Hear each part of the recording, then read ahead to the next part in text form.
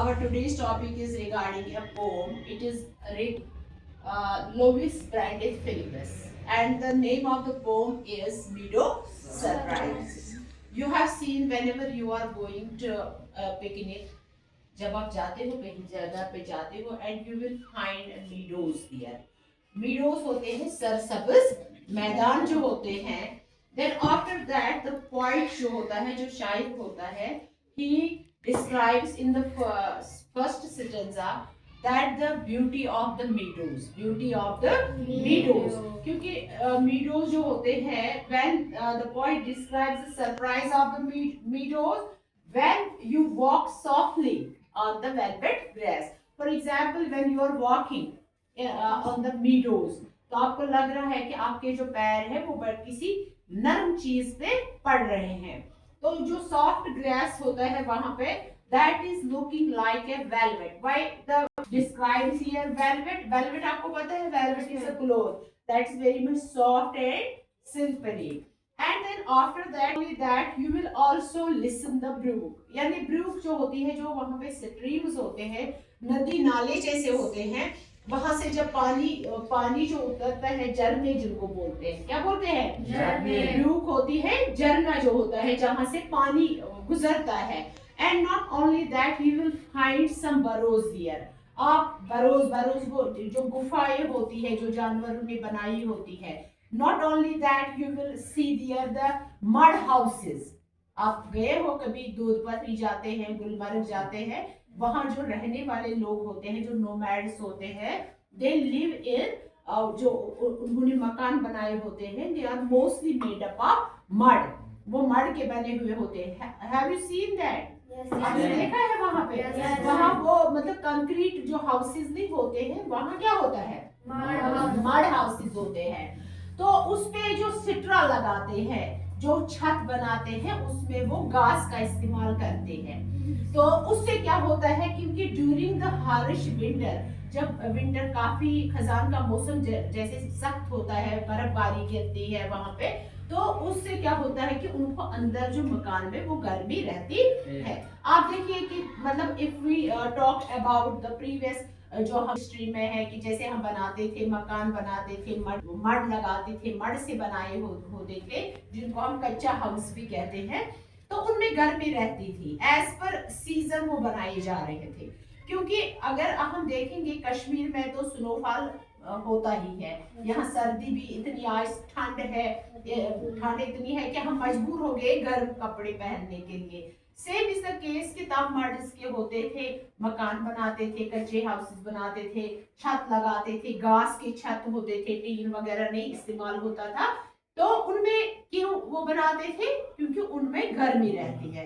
Now we are making the concrete houses. अब जब हम सीमेंट लगाते हैं वो आप देखो ठंड कितनी रहती है. हमारे मकान जो हमने बनाए हैं उनमें काफी ठंड रहती है क्योंकि ये मौसम के हिसाब से यहाँ जो वो मड का हम बोर्ड जैसे कि वॉल्स पे आज हम प्लास्टर करते हैं सीमेंट है ना. तब तो क्या लगाते थे अंदर से मड लगाते थे या इस कारण तो उसमें गर्मी रहती थी उसका अपना एक फायदा होता था. Same is the case you may see a butterfly. Not only that you will find there different kinds of जो butterflies होती है या वहाँ पे insects होते हैं और जब आप उन चीजों को देखते हो तो you will automatically fascinate with these the butterflies. तो butterflies क्या होते थे कि वो क्यों बैठते हैं फूलों पे. आमतौर जो बटरफ्लाई होती है तितलियां जो होती है वो किस पे बैठते हैं फूलों पे. क्यों बैठते हैं? In order to suck the nectar. वो उनसे जो उनमें नेक्टर होता है उसको चूसने के लिए उसमें बैठते हैं तो वो उनका फूड रहता है. And the most important thing that the poet has mentioned in this poem that is rabbit. Rabbit भी है इसमें. Sometimes when you see a rabbit for the first time you will get scared. आप डर जाते हो है ना. when after with passage of time फिर जब उसके साथ आप घुल मिल जाते हो then you will not scare at that time. and it means कि मतलब in these meadows you are exploring different things. when you go to the meadows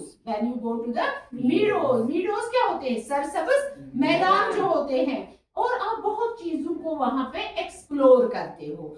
explore means कि आप बहुत सारी चीजों को देखते हो, जैसे कि वहां पे गुफाएं भी होती है, गुफाएं होते हैं जहाँ पे जानवर रहते हैं, या जैसे कि हमने, और वन मोर जो थिंग है यहाँ पे, एक फ्लावर है, that's the dandelion, that is known as dandelion. The point mentioned here in this poem that dandelion भी होते हैं। डैंडलियन पता है ये भी फ्लावर ही होता है, इट इज जस्ट लाइक यूशोसा इथपुडियनाथन, जब हवा का झोंका आ जाता है ये उड़ जाता है, ये उड़ जाता है, जो उसके सीड्स होते हैं, then after that the seeds of that very dandelion that disperse वो फट जाते हैं और दूसरी जगह पे जाते हैं, then after that ऑटोमेटिकली वहां पे और प्लांट्स जो है वो उग जाते हैं।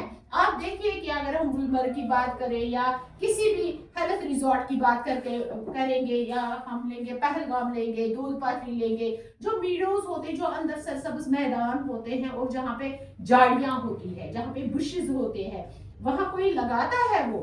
No, not at all. वो क्या automatically that's the natural resource and that is the national treasure of our country. जो फॉरेस्ट्स होते हैं वो खुद ब खुद डेवलप हो जाते हैं, बाय नेचुरली वो डेवलप हो जाते हैं, वहां पे कोई वो लगाता नहीं है, सीड्स गिर जाते हैं, वहां से प्लांट्स और ग्रो हो जाते हैं। तो इट वाज, इसने डिस्क्राइब की है मीडो सरप्राइज जो है, जो लविस ब्रेंडिस फिलिप्स है, इन्होंने एक पोम लिखी है। He shows the importance of the meadows, what you are exploring when you visit the meadows, and there are so many things that the poet had mentioned, जैसे मैंने बोला rabbit है, dandelion है, burrows they are also present there in meadows, nests होते हैं जहाँ जानवर बैठते हैं। So I think कि मतलब the main जो motive है कि हम meadows की बात करें, हम forests की बात करें, they are the homes of various kinds of wild animals। तो ये इनके घर होते हैं, so we have not to disturb that natural place। so हमें इनकी रेख देख करनी चाहिए, हमें इनका लुक आफ्टर करना चाहिए for the sustainable future।